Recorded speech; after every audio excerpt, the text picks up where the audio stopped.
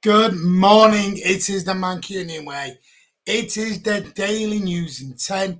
And I hope you are going to have a lovely Wednesday. It is midweek. Let's get over that midweek hump. Wednesday, the 12th of October, 2022.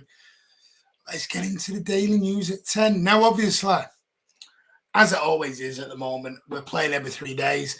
So it is going to be a Champions League sort of themed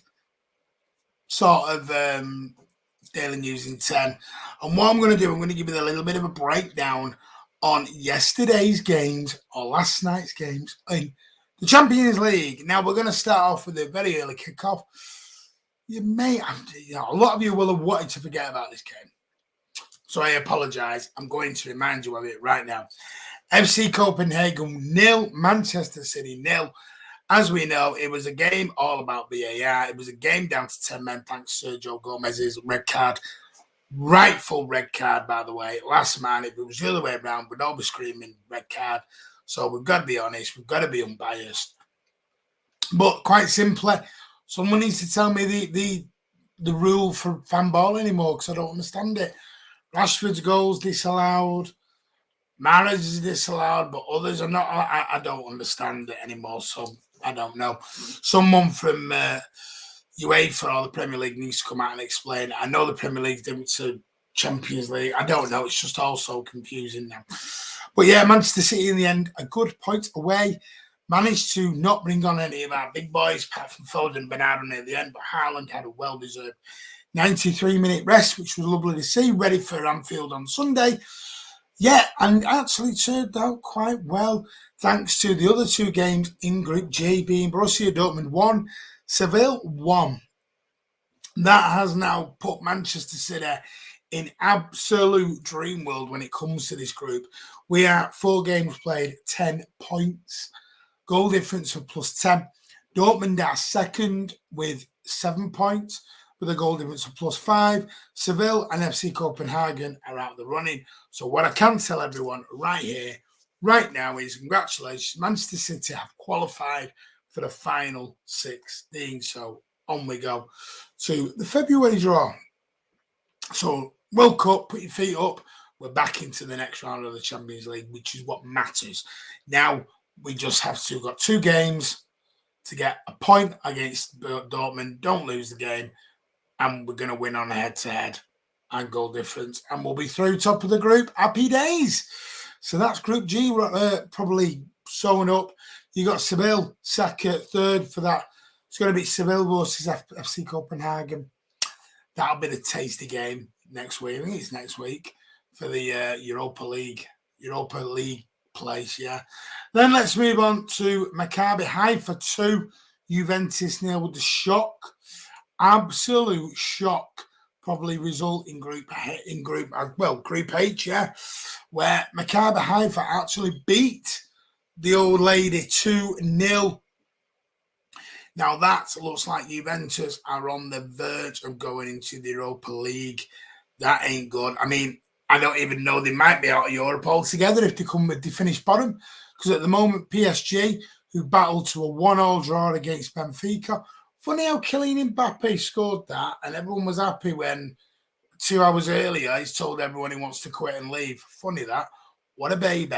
But yes, Kylian Mbappe was on the score sheet for PSG, but Benfica cracked on and got a deserved equaliser by all intents and purposes. So Group H at the moment is PSG top on 8, Benfica second on 8, split by basically, I think it's goals or head-to-head at the moment. They just cannot be split.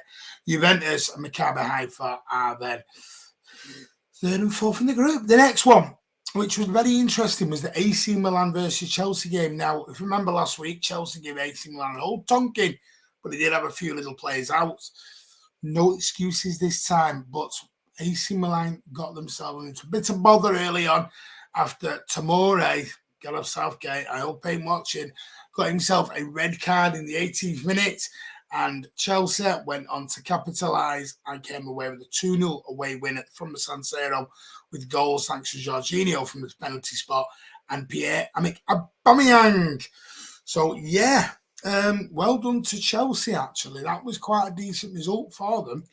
And Graham Potter's actually doing quite a good job at Chelsea at the moment. Now, further results in Group E is RB Salzburg and Dynamo Zagreb battled it out for a 1-1 draw. And it actually leaves Chelsea top of the group on 7. RB Salzburg was 6 points second on in Group E. AC Milan and Dynamo Zagreb both on 4 apiece after 4 games played. So at the moment, Chelsea and Salzburg are the 2 favourites to gain qualification from Group E. And there's match days 5 and 6 yet to come. So the final group we're going to look at from last night's game is Group F. Real Madrid, RB Leipzig, Shakhtar Donetsk, and Celtic. Now, we can tell you, Celtic, I don't want to rejoice, but after what happened after the Queen, I'm quite glad.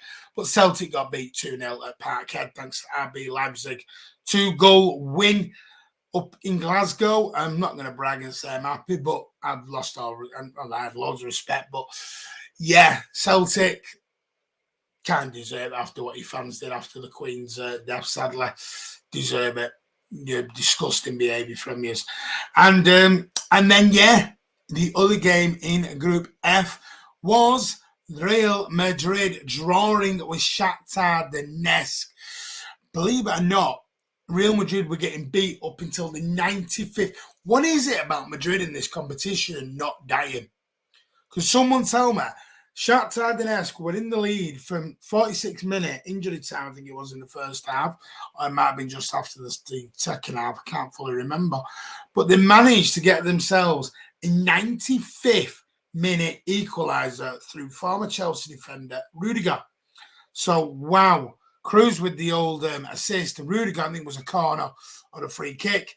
I haven't seen the goal fully, but I do know Rudiger banged his head on it. And 1 apiece for the 14-time champs of this competition. That now leaves them currently in Group F. Real Madrid are top, and I think they've now qualified. RB Leipzig are second on 6 points. Shakhtar Donetsk third on 5 points. And Celtic look like they are going home by a miracle now. And they are going out of all European competitions. And Celtic 1 point from 4 games. I know them boys over at the early bits and us won't be too happy about Celtic being bottom with their Aussie manager, but that's the way the cookie crumbles. So, yeah, that's where we sort of stand with that one. So that has been your sort of fixtures and your everything coming from group from the Champions League groups. Now, there was a championship game tonight. Wigan Athletic did beat Blackburn Rovers 1-0 in a local derby, thanks to Broadhead's 62-minute winner. English ladies did play, but if anyone could tell me actually what the score was, I think it was 0-0 against Czech Republic the last time I checked. But yeah, English ladies football, looks like I might be on my way to the Manchester Derby as well for the Manchester City ladies, United ladies game, which will be really good to see. I can't wait. That's on December the 11th down at the Etihad. Can't wait to get to that one. Also, what I'm going to do, I'm going to give you tonight's fixtures. Excuse me, my voice is just, because we did it over. You're going to shock you in a minute, but what I'm going to tell you. Group A, we've got Napoli and Ajax at the early kick-off at 5:45. Rangers and Liverpool kick off at Ibrox tonight at 8 o'clock. Group B, Atletico Madrid take on Club Brugge as the early kick-off at 5:45. Bayer Leverkusen and FC Porto are the 8 o'clock kick-off in Group B. Group C, Barcelona are at home to Inter Milan at the Spotify Camp Nou. Victoria Pilsen are at home to Bayern Munich. Again, 8 o'clock kickoff. Sporting Lisbon are at home to Marseille in Group D. And Tottenham Hotspur, Antonio Conte's men are at home to German big boys Eintracht Frankfurt this evening as well. And there is also a game in the Championship tonight. Bristol City will take on Preston North End at Ashton Gate. So that is all your fixtures, results, and everything else that is lined up, ready from last night, ready for tonight. Also, there was a post-match last night with Veta please go over at Vader Games TV. Go and give that a watch. Amazing, amazing content from a fan over in Canada. And also, Xander came on later on and joined us as well. And believe it or not, in a 0-0 game where there was not a lot to talk about on the pitch, apart from the decisions, we did manage to get over an hour's worth of content out of it. And it wasn't babble. It was actually good analytic football analysis. So go and give that a watch. Hit that like button. Hit that subscribe button as well. We are back Thursday morning at 7 a.m. with the next version of the Daily News in 10. So that'll be back tomorrow morning at 7 a.m. And also don't forget Thursday night, the big match preview, Liverpool versus Manchester City, 8:30 on Thursday evening in the UK time. We are going to give you 90 minutes of absolute pure passion, pure analytic preview, all ahead of our big game at Anfield on Sunday. And we'll also discuss, are Arsenal pretenders?